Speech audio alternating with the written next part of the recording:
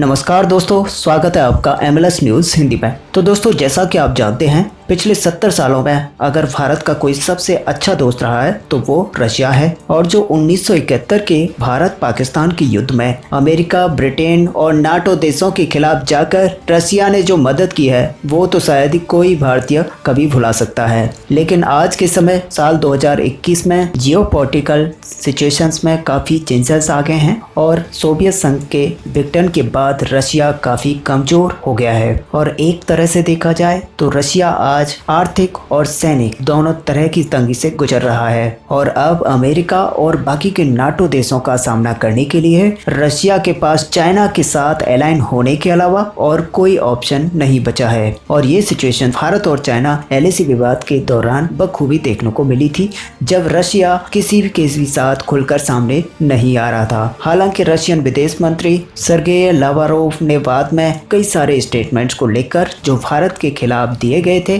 सफाई भी दी थी, लेकिन जो डैमेज उनके स्टेटमेंट से होना था वो हो चुका था और भारत रशिया को लेकर काफी सतर्क हो चुका था। और इसके बाद ही भारत ने 20 सालों में हर बार होने वाले इंडो एशियन नेशनल समिट को पोस्टपोन कर दिया था। हालांकि ये समिट बाकी के और समिटों की तरह ऑनलाइन मोड से भी हो सकता था, लेकिन क्योंकि इस बार मेजबानी भारत के हाथों में थी, इसीलिए भारत ने इसको कोविड का बहाना लगाते हुए कैंसिल ही कर दिया था। तो एक तरह से समिट भी नहीं हुआ और साथ ही रशियन राष्ट्रपति व्लादिमीर पुतिन भारत ही आ सके। हालांकि उन्होंने अपने विदेश मंत्री को भारत की यात्रा पर जरूर भेजा है। कई सारे मीडिया रिपोर्ट्स के हवाले से खबर आ रही है रशिया के विदेश मंत्री सर्गेई लावारोव भारत आएंगे और 2 दिन की भारत की यात्रा पर रहेंगे। इसमें सबसे बड़ी बात यह है कि रशिया के विदेश मंत्री 2 दिन के बाद भारत से पाकिस्तान के लिए रवाना होंगे और वहां पर भी उनका 2 दिन का दौरा रहेगा, जो दर्शाता है कि भारत और पाकिस्तान के बीच काफी खराब स्थिति के बावजूद रशियन विदेश मंत्री पाकिस्तान जा रहे हैं। और ये बदलते वक्त के साथ रशिया का जो बदलता हुआ चेहरा है वो साफ दिखाई देता है। अब एक तरह से भारत और रशिया की बात करें तो क्वाड के विवाद के बाद दोनों ही देशों के बीच में जो रिलेशन खराब हुए थे वो वापस से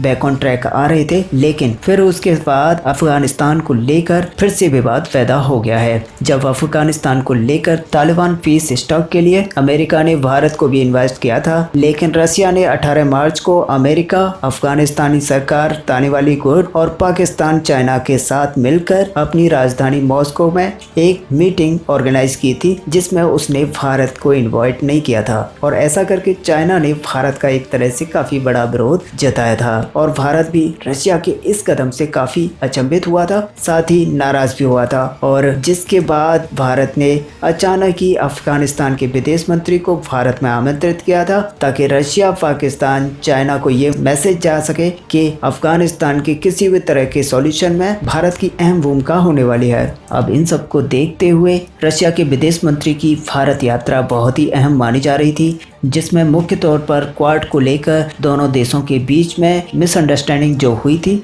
और साथ ही अफगानिस्तान का जो मुद्दा है उस पर भी चर्चा होनी थी। इसके साथ ही आगे आने वाले महीनों में इंडो एशियन समिट पर भी बातचीत हो सकती है। जैसे कि भारत ने उस समिट को पोस्टपोन कर दिया था, तो अब माना जा रहा है कि भारत बहुत ही जल्द उस समिट को करा सकता है, ताकि इस बात पर भी चर्चा हो सके कि जब उस समिट पर रशिया के राष्ट्रपति व्लादिमीर पुतिन भारत आएंगे तो उन दोनों के बीच में कौन कौन सी डिफेंस डील होंगी। वैसे आपको बता दें कि आज रशिया की सिचुएशन कुछ ऐसी हो गई है कि आज उसके पास आर्थिक और सैन्य दोनों ही मोर्चों पर पैसों की भारी कमी है, जिसकी वजह से रशिया का झुकाव लगातार चीन की तरफ बढ़ता जा रहा है। और रशिया हमेशा से देखता आया है कि चीन उसके यहाँ पर ट्रेड में काफ़ी बड़ा भागीदार रहा है, जिसकी वजह से रशिया को चीन की कहीं ना कहीं ज़रूरत है। साथ ही रशिया चाहता है कि भारत की जो मार्केट है उसमें वो अपना स्थान बना ले, क्योंकि आने वाले समय में भारतीय जो मार्केट है उसमें चीन का हिस्सा बहुत ही कम होगा।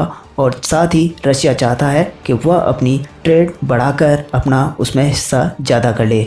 अब देखना यह होगा कि भारत और रशिया के बीच में क्या बातचीत हो पाती है और आगे चलकर इन दोनों के संबंध कैसे रह पाते हैं। तो ऐसे में दोस्तों, आपका क्या मानना है? क्या रशिया और भारत एक नई ऊंचाई पर पहुंचेंगे या फिर चीन की वजह से दोनों के बीच में दरार पैदा हो जाएगी? आप अपना व्यू हमें कमेंट पे लिखकर बता सकते हैं। वीडियो को लाइक और शेयर करना ना भूलें। मिलते हैं नेक्स्ट वीडियो में, तब तक के लिए जय हिंद।